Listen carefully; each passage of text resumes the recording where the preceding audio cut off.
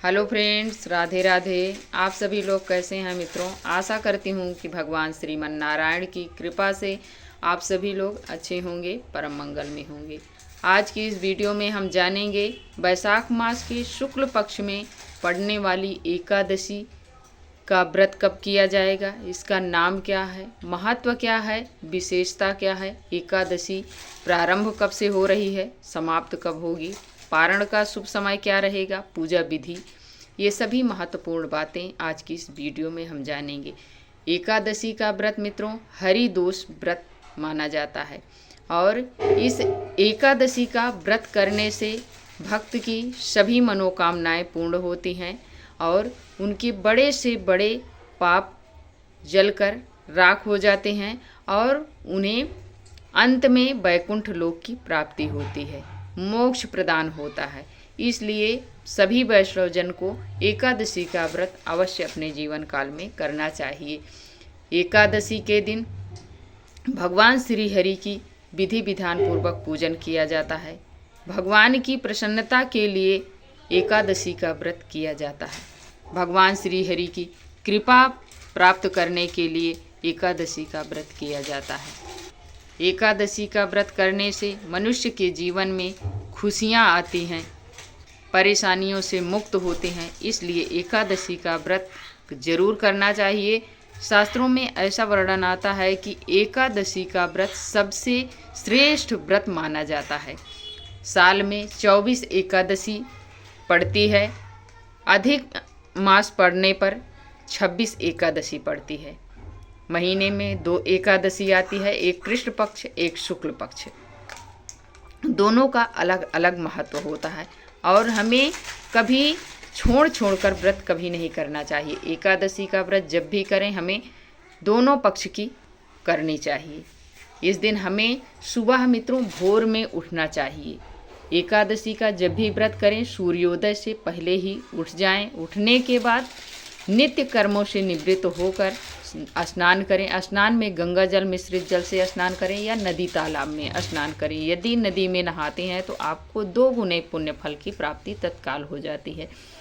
इसलिए आपको नदी तालाब हो तो उसमें नहाएं, नहीं तो आप गंगा जल मिश्रित जल से स्नान करें। स्नान करके साफ स्वच्छ धुला हुआ पीले रंग का वस्त्र धारण करें। इसलिए भगवान की प्रसन्नता के लिए हम व्रत करते हैं, तो जिसमें भगवान की प्रसन्नता हो वही कार्य हमें उस दिन करना चाहिए।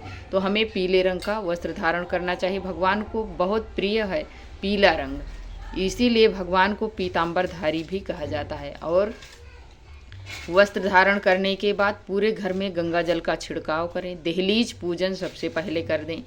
हल्दी से देहली को लीपना चाहिए। लीपने के बाद साइड में स्वास्तिक बनाएं हल्दी से, कुमकुम से, उसमें थोड़ा सा पुष्प डाल दें। डालने के बाद तिल थोड़ा सा डाल के तिल के तेल का दीपक जलाना चाहिए। माता लक्ष्मी को तिल के तेल का दीपक जलाया जाता है। ये हुआ माता लक्ष्मी का आगमन, आवाहन करते हैं तो माता लक्ष्मी आती हैं। फिर इसके बाद आकर अपने घर में मंदिर में घर के थोड़ा सा जल और पुष्प लेकर अपने व्रत का संकल्प लेना चाहिए। लेने के बाद ही फिर अपने जहाँ पर चौकी लगाना हो वहाँ पर गंगा जल का छिड़काव करें। पीले रंग का धुला हुआ वस्त्र बिछा लें चौकी पर।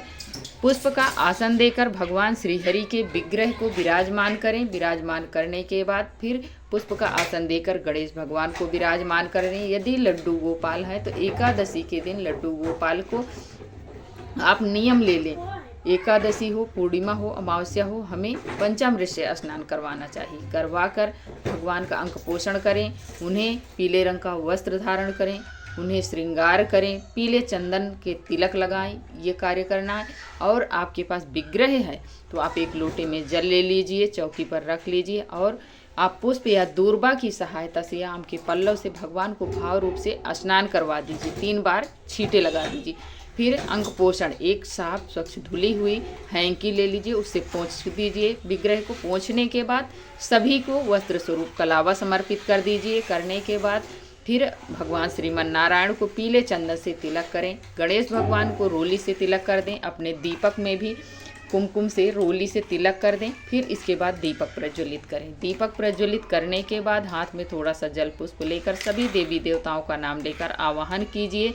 करने के बाद फिर आप धूप जला दीजिए। धूप जलाने के बाद सभी को फिर पुष्प समर्पित करें। पुष्प समर्पित करें, पीले रंग का मिल जाए तो अति उत्तम है, भगवान को बहुत प्रिय होता है, तो पीले रंग का पुष्प समर्पित करें। भगवान श्री हरि को तुलसी दल जरूर चढ़ाएं। एक दिन पहले, एकादशी के दिन तुलसी दल नहीं तोड़ा जाता, एक दिन पहले से तोड़कर रख लें, बासी नहीं माना जाता है। गंगा जल से धुलकर भगवान श्री हरि को जरूर समर्पित करें। भगवान श्री हरि को बहुत प्रिय है तुलसी दल। तो देख सकते हैं हमने ये तोड़ कर रखी थी और भगवान श्री हरि को समर्पित कर दी हूँ। और भगवान के भोग में बिना तुलसी दल के भगवान भोग नहीं स्वीकार करते हैं। तो आपके पास नहीं तुलसी का पेड़ है, पौधा है, तो आप एक तुलसी जी की माला रख लीजिए, सूखी तुलसी की लकड़ी रख लीजिए, उससे स्पर्श करा दीजिए, तभी भगवान आपके भोग को स्वीकार करेंगे। फिर इसके बाद जो भी आपके पास अवेलेबल है वो भोग लगाइए। दूध से बनी हुई मिठाई समर्पित कर दीजिए भगवान जी को। ड्राई फ्रूट्स आप समर्पित कर सकते हैं या मिश्री का भोग लगा सकते हैं। ऋतु फल जो भी आपके पास हो वो आप भगवान जी को ऋतु फल का भोग लगा दीजिए। भोग लगाने के बाद भगवान को एक लोटे में या गिलास में भगवान को जल रख दीजिए, तुलसी दल डाल दीजिए। डालने के बाद गणेश भगवान को यदि आप अलग से लगाना चाहते हैं तो अलग से भोग लगा दीजिए। भगवान गणेश के में तुलसी दल नहीं डाला जाता है, ऐसे करना है। सभी को आप पुष्प वगैरह सब चढ़ा दिए, भोग लगा दिए भगवान को। फिर इसके बाद आपको आरती करना है। आरती में आप कपूर से भी आरती कर सकते हैं, नहीं है कपूर तो आप जो भी दीपक प्रज्वलित किए उस दीपक से सबसे पहले हम गणेश भगवान की आरती करेंगे, फिर भगवान श्रीमन नारायण की आरती करें। आरती करने के बाद फिर हम हाथ में थोड़ा सा जल पुष्प लेकर एकादशी माता की कथा जरूर सुननी चाहिए, तभी हमारा जो व्रत होता है वो पूर्ण माना जाता है। तो हमें हर अलग एकादशी पर हर अलग अलग कथा आती है, तो ज़रूर सुनना चाहिए। सुनने के बाद जो जल पुष्प लिए हैं जल के लोटे में डाल दें या भगवान जी के चरणों में।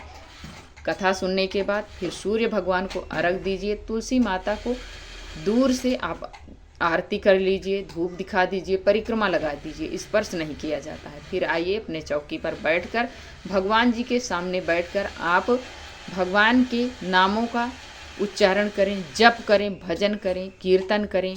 ज़्यादा से ज़्यादा समय भगवान जी को दें। इस दिन किसी की निंदा, चोरी, चुगली नहीं करनी चाहिए मित्रों। एकादशी पर हमें दान करना चाहिए। दान में हमें अन्न का दान बिल्कुल नहीं करना चाहिए, फल का दान करें। गर्मी का महीना है, जल का दान करें, मीठे जल का दान कर सकते हैं, छतरी का दान करें, जूते, चप्पल, वस्त्र का दान करें। ये सभी चीज़ें एकादशी पर हमें दान करनी चाहिए।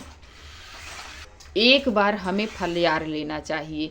दशमी से लेकर द्वादशी तक एकादशी में नियम होते हैं। यदि आप नियम से करते हैं तो आपको पूरा का पूरा फल प्राप्त होता है। जो भी मनोकामना से करते हैं वो आपकी मनोकामना पूर्ण होती है। यदि नियम से नहीं करते हैं तो आपको आधा फल मिलता है, आधे का आधा भी हो जाता है। दशमी के दिन एक बार भोजन ग्रहण किया जाता है और शुद्ध सात्विक, जिस रसोई में तामसिक भोजन नहीं जैसे मांस वगैरह बनता है उस रसोई का भोजन नहीं करना चाहिए। दशमी को शुद्ध सात्विक भोजन ग्रहण करें। साग, चना की दाल, मसूर, मटर और दूसरों के यहाँ का भोजन नहीं ग्रहण करना चाहिए। दशमी के दिन ब्रह्मचर्य का पालन करें, जमीन पर शयन करें। एकादशी के दिन एक बार फलहार लें, जमीन पर शयन करें, ब्रह्मचर्य का पालन करें, अखंड ज्योत जलाएं और किसी की निंदा, चोरी, चुगली नहीं करना है। किसी दूसरे के घर का आपको फल नहीं खाना है, जल नहीं पीना है। द्वादशी के दिन हमें एक बार भोजन ग्रहण करना है शुद्ध सात्विक, और किसी दूसरों के यहाँ का नहीं ग्रहण करना चाहिए जब तक हम पारण ना कर लें। हमें ब्राह्मण को सीधा और दक्षिणा निकाल कर रख देनी चाहिए, तभी हमें भोजन ग्रहण करना चाहिए, पारण करना चाहिए। ये होते हैं एकादशी के नियम। अब हम जान लेते हैं एकादशी तिथि कब से प्रारंभ हो रही है मित्रों। और एक दिमाग में बात याद आ गई मित्रों, जैसे एकादशी ये शुक्ल पक्ष में जो पड़ रही है इसका मोहिनी एकादशी इसका नाम है। इस एकादशी पर किसी भाई बहन की यदि शादी वगैरह नहीं हो रही है तो वो यदि इस एकादशी को नियम पूर्वक व्रत करते हैं तो इससे उन्हें बहुत जल्दी ही उनके विवाह का संयोग बन जाता है। मोहिनी एकादशी का व्रत करने से। तो ये आप ज़रूर कर लीजिएगा। और ये सभी को पता है कि मोहिनी एकादशी कब से प्रारंभ हो रही है। तो ये जब समुद्र मंथन हुआ था, जब असुरों के हाथ में अमृत का कलश चला गया था, तभी भगवान श्री हरि ने मोहिनी का अवतार धारण करके असुरों के हाथ से अमृत लेकर देवताओं को पान कराया था। तब से भगवान श्री हरि का मोहिनी रूप का ये व्रत किया जाता है, मोहिनी नाम से जाना जाता है। तभी भगवान 24 अवतारों में एक रूप मोहिनी अवतार है, इसमें स्त्री का रूप धारण किए थे भगवान श्री हरि। तब से एकादशी का व्रत किया जाता है, मोहिनी एकादशी। मोहिनी एकादशी मित्रों कब से प्रारंभ हो रही है वो जान लेते हैं। वैशाख मास के शुक्ल पक्ष में पड़ने वाली एकादशी का नाम मोहिनी एकादशी है। एकादशी तिथि प्रारंभ हो रही है 7 मई सुबह 10:28 पर प्रारंभ हो रही है और अगले दिन समाप्त हो रही है 8 मई की सुबह 12 बजे समाप्त हो जाएगी। जैसे में उदया तिथि के अनुसार व्रत किया जाएगा 8 मई दिन गुरुवार को 2025 को। अब जान लेते हैं एकादशी के दिन पूजा का शुभ मुहूर्त क्या है। शुभ मुहूर्त है मित्रों सुबह 8 तारीख को सुबह 5:12 से लेकर 9 बजे तक 9 बजे तक ही हमें शुभ मुहूर्त में पूजन कर लेना चाहिए। अब जानेंगे पारण का शुभ समय क्या है। पारण का शुभ समय है मित्रों सुबह 5:41 से लेकर 8:16 तक। द्वादशी में हमें पारण कर लेना चाहिए। पारण में हमें गंगा जल तुलसी दल से यदि मिश्रित हम पारण करते हैं तो हमें 1000 गौदान का पुण्य फल तत्काल प्राप्त होता है।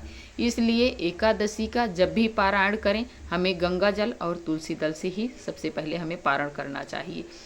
या तो फिर चावल से करें या तो भगवान जी के चरणामृत से करें। इस प्रकार हमें एकादशी का पारायण करना चाहिए। पारण से ठीक पहले हमें ब्राह्मण को दक्षिणा और सीधा निकाल कर रख देना चाहिए, तभी हमें पारण करना चाहिए। तो आशा करती हूँ मित्रों कि आप सभी को मेरी वीडियो ज़रूर पसंद आई होगी। यदि थोड़ी भी आपको पसंद आती है तो आप लाइक शेयर सब्सक्राइब करना बिल्कुल मत भूलिएगा और प्यारा सा कमेंट लिखकर ज़रूर बताइएगा कि ये वीडियो आप सभी को कैसी लगी। और वीडियो देखने के लिए आप सभी को बहुत बहुत धन्यवाद देती हूँ। अब मिलती हूँ एक और नए वीडियो के साथ, तब तक के लिए जय श्रीमन नारायण।